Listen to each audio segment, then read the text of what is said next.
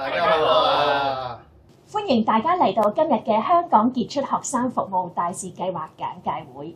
首先等我介紹下今日嘅嘉賓：國際扶輪3450地區前總監 Norman Lee， 助理總監 Tommy Wong，Hello， 前社長 Brian Zhang， 同埋我自己副助理總監 Angela Wong。今次簡介會嘅目的係希望幫助各位同學加深對各項目報告形式嘅了解。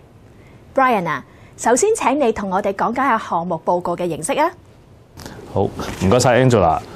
咁項目報告方面啦，個格式啦，咁服務領域總共分咗5個嘅，例如話培養運動習慣、促進婦幼健康同埋關懷弱勢社群等等範疇，應用 STEM 或者其他學科知識，針對以上所講一個服務領域設計同埋實施一個服務項目。報告文件名稱咧就有學校嘅名啦、團隊嘅名啦，同埋項目嘅名稱嘅。將報告按規定提交至指定嘅 Google 雲端硬碟，喺報告尾列出字數統計。提交報告嘅截止日期同埋時間係香港時間2026年3月27日下午6時，如期不予受理。報告可以用中文或者英文書寫。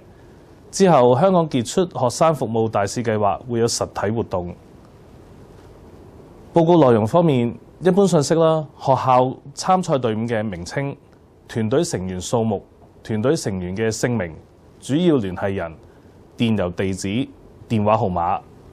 至於團隊組織方面，要有團長姓名啦，其他團隊成員嘅姓名同埋主要職責。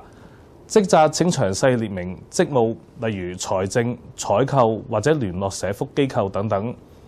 顧問姓名，例如有任何嘅機構啦、政府部門等等。跟住就喺服務項目嘅名稱同埋目標，請我哋嘅前總監 Norman 同我哋講解下啦。至於服務項目嘅名稱同埋目標咧，你哋要註明項目嘅名稱啦、項目嘅目標同埋該項目旨在解決嘅服務領域。我哋有5個領域可以俾你選擇嘅。第一，疾病預防同埋治療，裡面亦都可以包括精神健康等等。第二，關懷弱勢社群。第三，培養運動習慣。第四，促進婦女同埋幼兒健康。第五，青少年服務，裡面亦都可以包括職業導向啦，或者係教育支援等等。總共5個項目。咁點解要進行呢啲項目呢？有冇進行需求嘅評估啊？有冇研究或者數據支持呢啲需求評估呢？設計同埋進行項目嘅時候，有冇應用到 STEM 或者其他方面嘅知識呢？咁至於項目活動嘅說明啦，說明項目嘅設計啦、活動規模啦、涉及嘅資源，包括財務同埋人力，以及財務預算。呢個項目用咗幾多個志願服務小時呢？開展項目所需嘅資源係點樣獲得嘅呢？項目活動嘅內容、時間同埋地點都要清楚列明。對社區受益人嘅可衡量嘅目標貢獻、收益又係啲咩呢？目標係咪已經實現呢？項目活動開展嘅過程中有冇遇到咩困難呢？點樣克服所遇到嘅困難呢？仲有邊個係受益人？總共有幾多個受益人？可以包括直接或者間接受益人。咁請你列明點為之直接受益或者間接受益。至於項目推廣同埋公眾形象，我就留翻俾我哋嘅副助理總監 Angela 去講解啦。Angela， 項目推廣同埋公眾形象，有冇為呢個服務項目組織宣傳活動呢？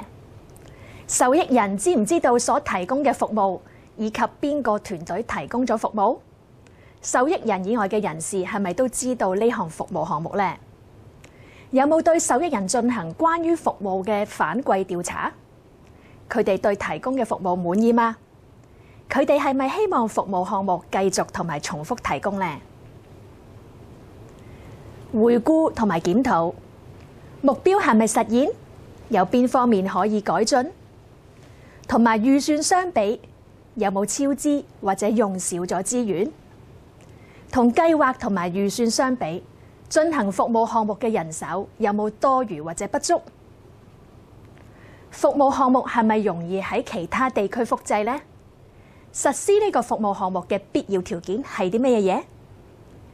團隊成員喺項目中最大嘅收穫或者得着係啲咩嘢呢？而家我就交俾 Tommy 講講有關報告嘅長度啦。好，唔該晒 Angel 啦。咁好啦，關於報告嘅長度啦，成份報告咧唔可以超過2000字，就好似上面列出嘅問題，如果未能提供信息或者答案咧，可以跳過呢啲問題，或者説明你喺項目冇解決呢啲問題嘅原因。關於項目活動嘅圖片，麻煩唔可以上載超過10張對説明項目活動有用嘅圖片。而上載你嘅報告，請按照上述指引格式完成報告之後，請使用電郵通告內指定嘅 Google Drive 連結，將報告連同10張項目嘅活動圖片上載。咁好啦，咁有關咧，我哋今日嘅報告嘅所有嘅詳細內容啦、指引啦，同埋PowerPoint， 同埋我哋嘅 WhatsApp 聯絡同埋電郵，我哋都可以喺圖中裡面嘅 QR code 你掃一掃就會直達嘅啦。咁亦都可以向我哋嘅團隊去查詢。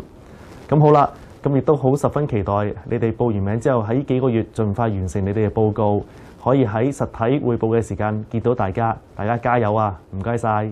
同學加油啊！